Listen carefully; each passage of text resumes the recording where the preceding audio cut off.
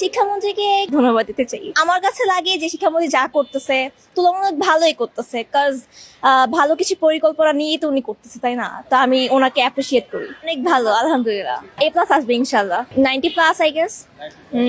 যেটা চেষ্টা একদম পুরা মনের মতো হয়েছে। ধন্যবাদ দিব আমার প্রাইভেট পড়াতো রোকন স্যার, আমাদের রোকন স্যারকে আমি ধন্যবাদ দিতে চাই। প্রিয় এসএসসি পরীক্ষার্থী বন্ধুরা, আশা করি সবাই ভালো আছো। সম্প্রতি পদার্থবিজ্ঞান প্রথম পত্রের পরীক্ষা নিয়ে তোমাদের মনে যে উদ্বেগ আর দুশ্চিন্তা তৈরি হয়েছিল তার একটি অত্যন্ত গুরুত্বপূর্ণ ও স্বস্তির সমাধান এসেছে।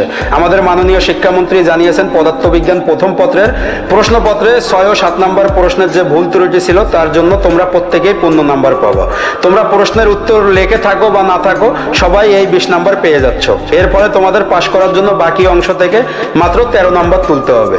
আর যারা এই ভুলের পিছনে দায়ী ছিলেন তাদের বিরুদ্ধে ইতিমধ্যে কঠোর আইনি ও প্রশাসনিক ব্যবস্থা নেওয়া হয়েছে। তাই পিছনের ভুল বা ক্ষতি নিয়ে আর একদম চিন্তা করো না। কোনো প্রকার গুজবে কান না দিয়ে এখন সম্পূর্ণ মনোযোগ দাও তোমাদের পরবর্তী পরীক্ষাগুলোর উপর। তোমরা অনেক পরিশ্রম করেছো, তোমাদের এই পরিশ্রমের ফল নিশ্চয়ই ভালো হবে। সবার জন্য অনেক অনেক শুভকামনা ও ভালোবাসা রইল। ধন্যবাদ।